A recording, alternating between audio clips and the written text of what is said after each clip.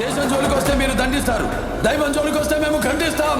మీ భాషలో చెప్పాలంటే surgical strike. నాగసాధువులు surgical strike చేస్తే ఎలా ఉంటుందో బాలయ్య బాబు అఖండ 2లో చూపిస్తారు. కానీ మనం ఇప్పుడు రియల్ లైఫ్ లో నాగసాధువులు చేసే సర్జికల్ స్ట్రైక్ గురించి మాట్లాడుకుందాం. అసలు వాళ్ళు నిజంగా సర్జికల్ స్ట్రైక్ చేయాలనుకుంటుందో ఎలా ఉంటుందో తెలుసా? Battle of Gokul 1757. అప్పటికే బృందావనం మధురను క్యాప్చర్ చేసిన అఫ్ఘాన్ రాజు అహ్మద్ షా అబ్దాలీ నెక్స్ట్ ఉత్తరప్రదేశ్ లో ఉన్న గోకులాన్ని టార్గెట్ చేస్తాడు. తన బృందావనంలో ఉండి సైన్యమే లేని గోకులానికి తన అసిస్టెంట్ సర్దార్ ఖాన్ ను 20,000 మంది అఫ్ఘాన్ సైన్యంతో పంపిస్తాడు. ఇటువైపు చూస్తే శరీరం మొత్తం మసిపూసుకొని బట్టలు లేకుండా చేతిలో కేవలం త్రిశూలాలతో 3,000 మంది నాగసాధువులు నిలబడతారు. ఎక్కడ 20,000, ఎక్కడ 3,000? సర్దార్ ఖాన్ కూడా అదే నవ్వుకున్నాడు.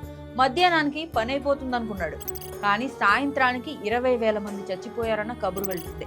ఆ తర్వాత 5,000, ఆ తర్వాత 15,000 వచ్చిన వాళ్ళని వచ్చినట్లు నరికి పోగులు పెడతారు నాగసాధువులు. హరహర మహాదేవ అనే నాగసాధువుల నినాదాలతో బ్యాటిల్ ఫీల్డ్ మొత్తం మారుమోగిపోయింది. ఎక్కడ చూసినా రక్తం ఏరులై పారింది. ప్రాణభయంతో అబ్దాలి బృందావనం వదిలి పారిపోయాడు. ఇది మన నాగసాధువుల వీరత్వం. ఒళ్లంతా మసిపూసుకొని ఏదో ధ్యానం చేసుకుంటూ వింతగా కనిపించే నాగసాధువులు మన ధర్మం జోలికొస్తే ఎంత రౌద్రంగా తయారవుతారో వాళ్ళు చేసే సర్జికల్ స్ట్రైక్ ఎంత భయంకరంగా ఉంటుందనడానికి ఇదొక చిన్న ఎగ్జాంపుల్ అంతే. ఈ వీడియో నచ్చితే హరహర మహాదేవ అని కామెంట్ చేయండి.